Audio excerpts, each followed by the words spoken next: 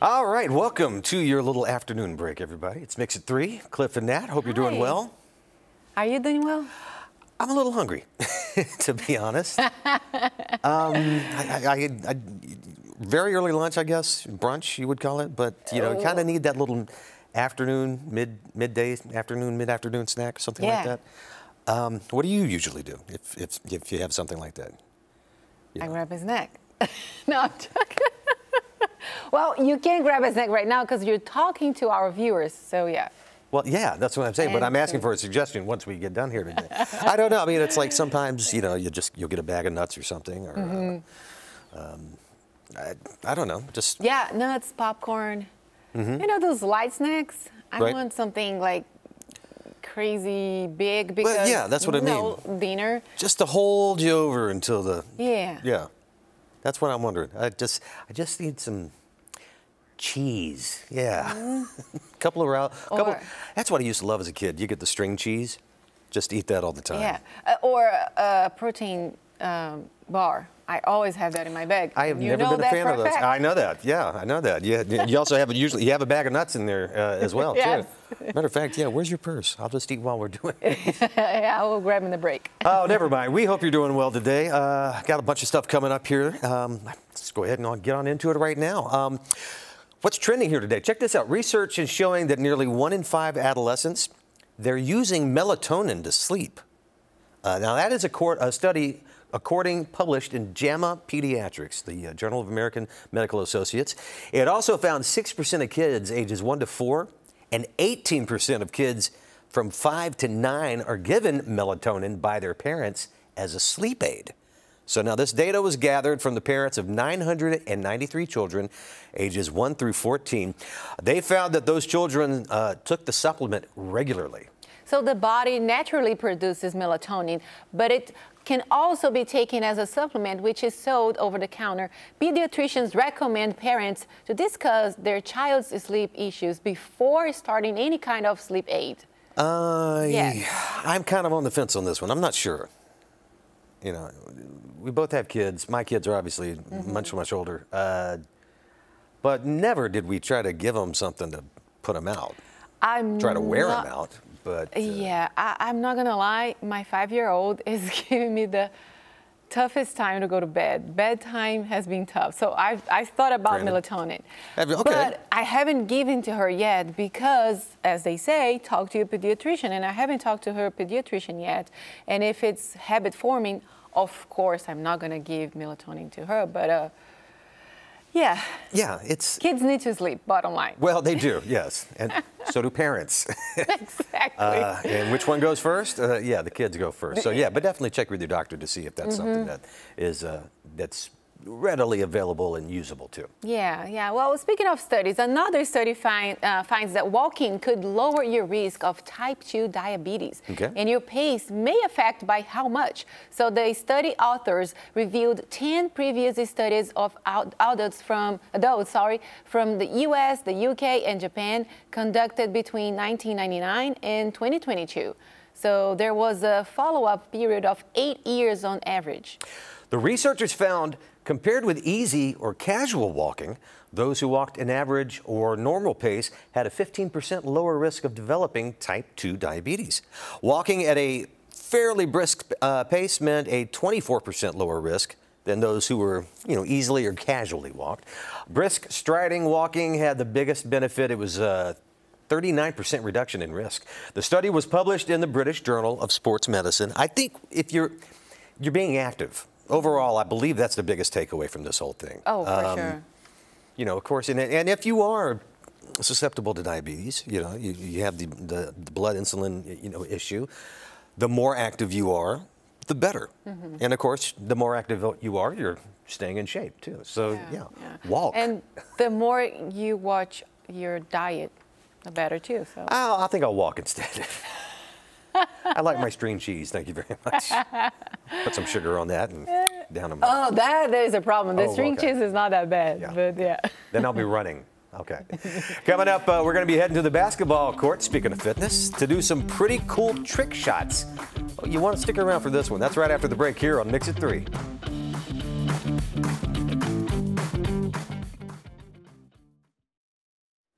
Welcome back to Mix It 3. Zeke Vozniak is from Augusta, but well, the Augusta area, but he's getting shout-outs from national TV programs for his epic trick shots. Yes, we did a morning mix and Mix at 3 crossover back in October to show you that Clifton and I can do some cool trick shots too. It's worth watching it again.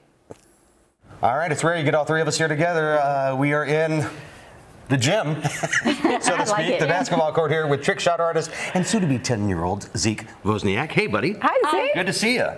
You too. All right, well, we're set up. We've got tricks here that we're going to be doing here, but let's go ahead and start saying this off. What's your favorite trick to do? Well, my favorite trick is honestly balancing on this thing and maybe like dribbling some balls and shooting some balls. Like, I can't do any of those by themselves. Yeah, Exactly. you have a lot of different tricks you do, but kind of tell us, how did you get started in doing all of this? so it all started with the Harlem Go Chatters. I went to one of their games, and then my dad bought one of their basketballs. It was like a man ball, and then we went home, and then I started dribbling around in circles like no other. And then after I said, Mom, Dad, could we do a trick shot? And that's how I basically got started. Wow, and he's been doing it ever since. Yeah. Okay. So what's an easy trick that you can teach us? Well, it would be the egg drop. Okay. That will be soon, yes. Okay, we'll get to that, yes. Okay. All right. So can you show us now this one? Sure. All right, let's see it. Well, do you want me to get the balls, or do you just... Oh, I think, hey, if we're going to go out, we got to go all out. I mean, yeah. How many do you need here? I'll just get like those two, I guess. Okay. Okay. And then get one. There you go. All right. Already doing more than I normally do. So what's the name of this trick, first of all? What do you call it? I call it like the balancing board while dribbling. Okay. Okay. So that's basically what I'm doing. That's what he's doing. It speaks for itself. Oh my God. Already more than I could have ever done. All right.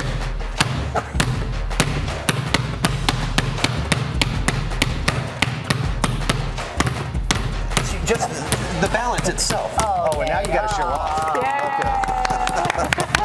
All right, now. Now that's something. How long That did it is take crazy. you to master this? Yeah. Probably like a month. A month? Okay, that's actually not too bad. I mean, yeah. Just for this, the dribbling's easy. So I got to ask, with all of these, and obviously you're doing these trick shots and everything, do you ever get hurt? No, I've never got hurt or broken something in my mom's house. Well, that's impressive. That is great. Wait, I'm sure I've your never parents broken are happy anything about that. in the house. That's the other thing, too. Yeah. Okay, that's a very odd thing. So, Zeke, you're turning 10.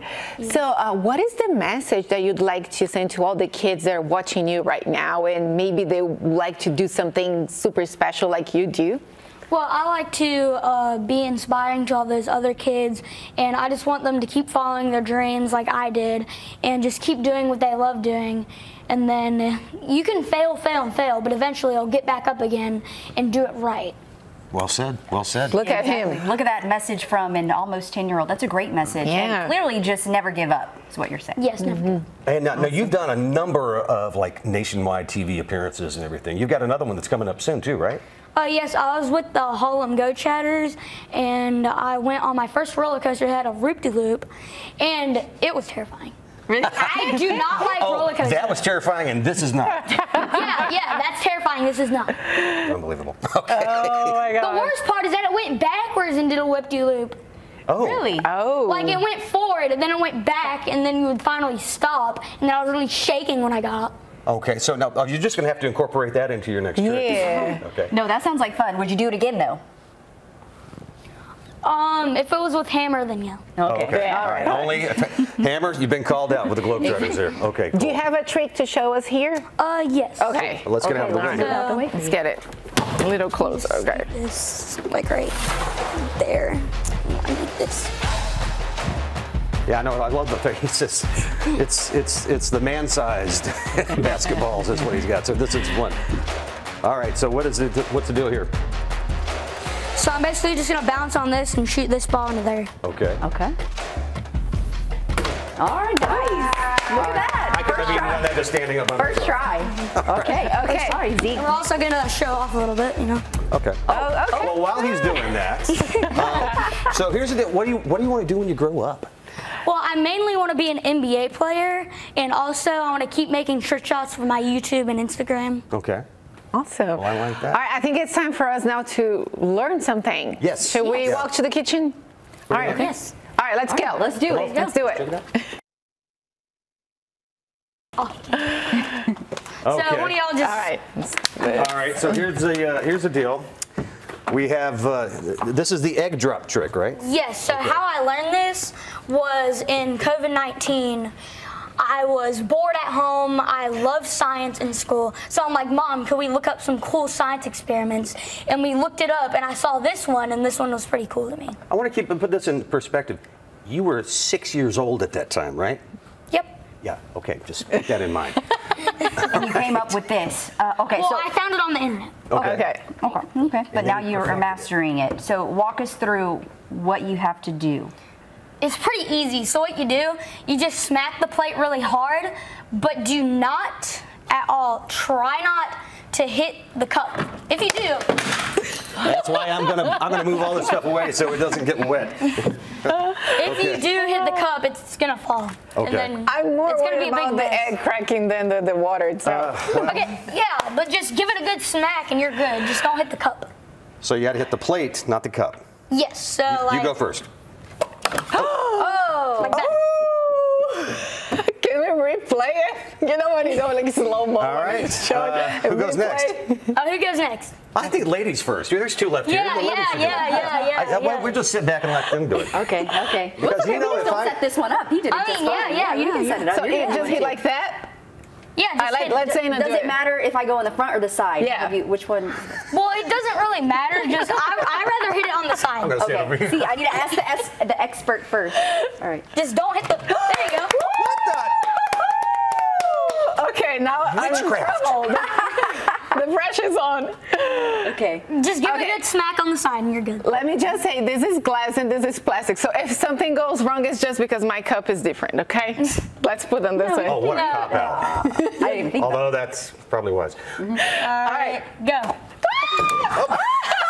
You gotta hit it hard. Look, she cracked the egg just a And little she bit. cracked it. Yeah. All right. And then. just so you know, I blame the cup. it's pretty raw. Yeah. Pretty raw. Yeah. If you can see that, y'all. You could have led with that. Cliff. All right. I think Is it my turn now? Yeah. Let's do his turn. All right, Cliff. Yeah, let's make it easier. I'll just set it up. Okay. Ready? All right, now give it a big smack on the side. Oh, Don't okay. cover your Show eyes. off. There you go. All right. You hit the. I told you not to- officially undefeated. Okay, now I want to try it. Okay, now I have to Okay, get this let right. her try. Is that right? Zeke. See, this is why we can't have nice things on the mix. There you go. Okay. I blame it on the cup. Well, now before we go crazy and have to clean up everything, Zeke, where can people can follow you online, right? Yes, check out my YouTube channel. It's Zeke Trick Shots. There you have it. All right, go check him out and subscribe. Good to see Zeke, you, thanks buddy. so much and happy early birthday. Happy early birthday. You do Happy something fun for birthday. your 10th. All right, high five, Zeke. All right, thank you. Thank you for having me. I'm still trying to figure out who gave you a glass, and we had plastic. Why? Right? I mean, You made somebody mad. I made a lot of people happy because I'm sure a lot of people laughed at me. Yeah, Zeke is a very cool kid. Be sure Yes. you check him out. Zeke Trick Shots online on Facebook and Instagram Zeke, too. thanks again for. We want you back on the show. Without that balance board, thank you very much. We don't want that. If you know, you know. All right, we got a special treat for you. Here's a hint. It includes music. That's coming up next right here on Mix It 3. Don't go anywhere.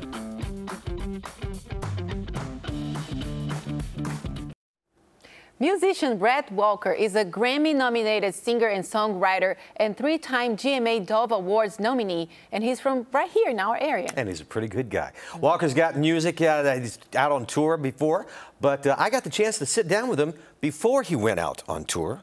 We talked about life, family, faith, even some pickleball. Again, thanks for joining us. Yes, sir. We always ask this with all the musicians here.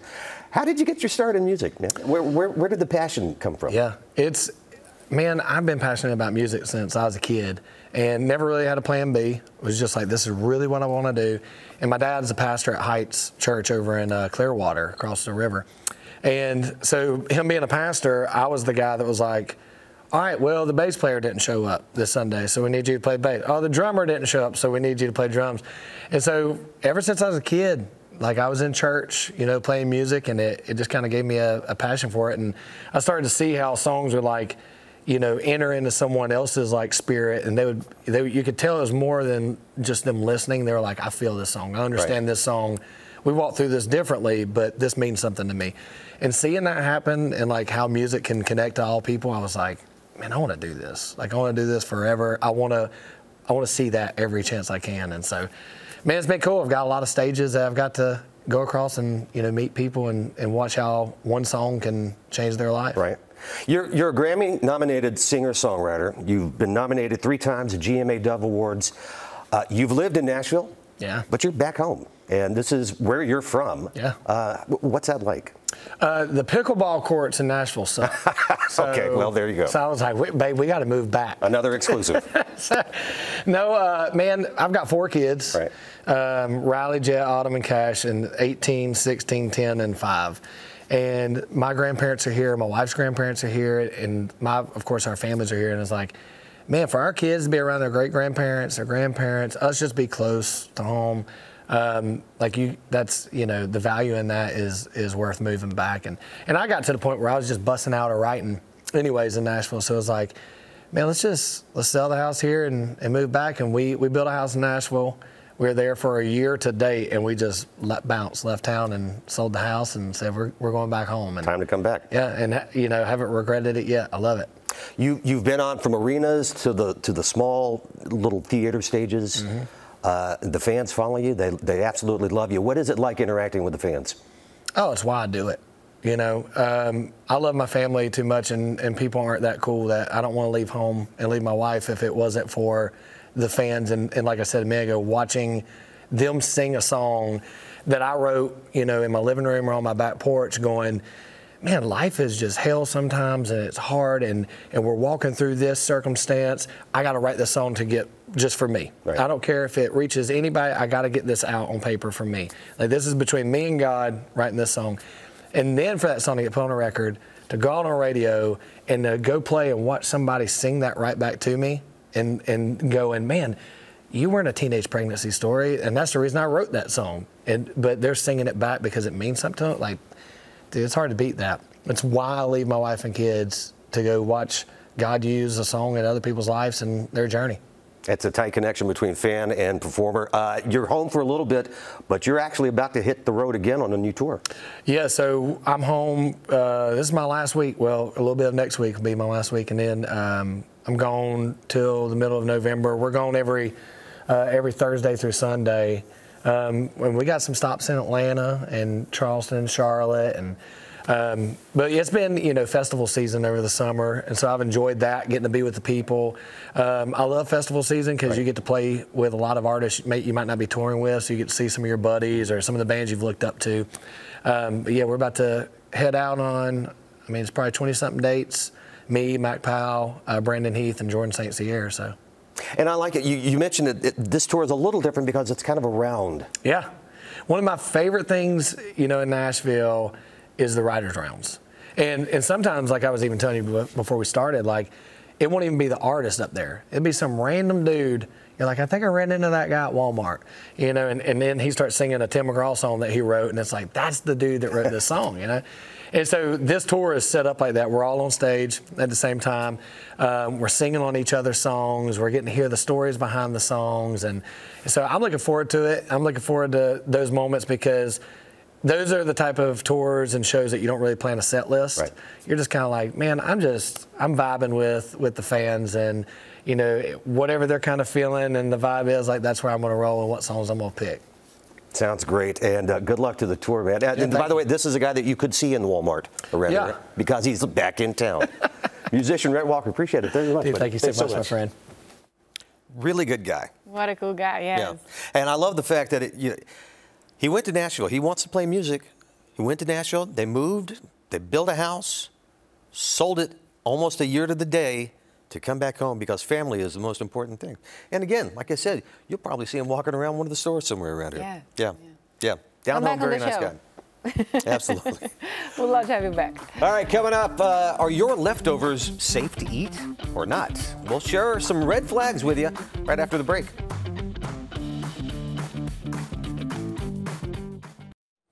Okay, we have one last thing for you.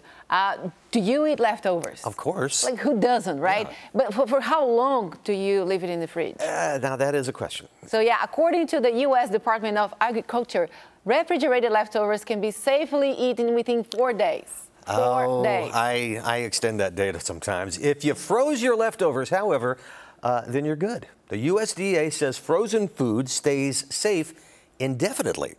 So here's the deal. The agency also says they will be of the best quality from 2 to 6 months. Okay, so go ahead and empty out that freezer as well. And there's always times where, say if the power goes out, and the power is going to be out for a while or whatever. Have you ever heard of that thing where you have a frozen glass, like just of ice, and you put a quarter on top, and then when you come back, if the quarter's in the bottom, you know that it's not been working so long. Right. Toss out the food. Yeah, exactly.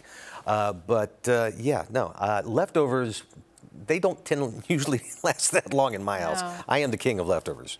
And then from time to time, like Cliff said, clean up your fridge. Yeah. Right? Yeah. Don't leave the sauces from '09. Well, yeah. Not like what my wife does. Sorry, honey, I am calling you out and throwing you out there as well. And if you do need help cleaning out your fridge, hey, I hope you have a great rest of the day, and we're going to catch you next time. All right, thanks for watching.